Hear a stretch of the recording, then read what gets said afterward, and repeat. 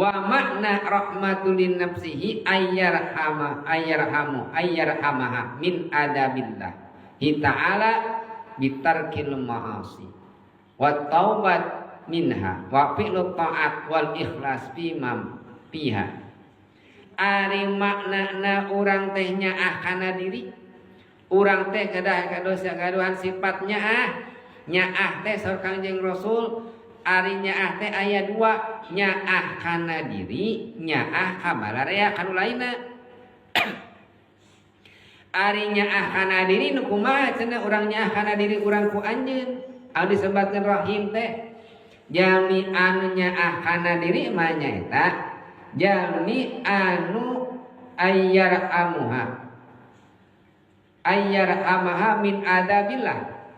Eta jalmi kudu nyaah kana diri teh bisi keuna ku adab Allah. Tina naon? Ku carana bitarkil ma'asi wat taubat.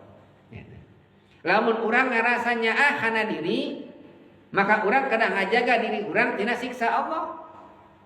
Kumaha atuh carana nyatakeun nyaah kana diri teh supados abdi salamat tina siksa Allah? Tarkul ma'asi.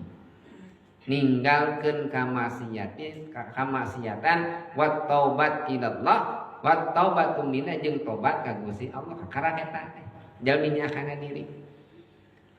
Urang nyaah kana diri, pan urang mah secara dohirna hungkul nyaah kana diri teh. Ibab pan kitu nya urang teh diwedak, nganggo baju, nganggo lipan sedip, terus di androk, di kerudung, pan nyaah kana diri eta teh. Kana awak maksana eta teh. Lain ukur anu dohirna tapi nu kedah dinya teh anu batinna. Tah tadi urang teh malamun bener-bener urang nyaah kana diri, maka pikanyah diri urang ulah dukeun kenging bebenuh ti Gusti Allah. Di mana bebenuh ti Gusti Allah? Dunia akhirat. Da pahala ge dunia akhirat. Lamun urang kenging bener-bener di Allah di alam dunia, di akhiratnya bakal kabagian. Lamun urang kenging nu teu ditobatan, lamun urang kenging pahala di alam dunia, di akhiratnya kabagian. Tapi mun teh teu kabagian di alam dunia,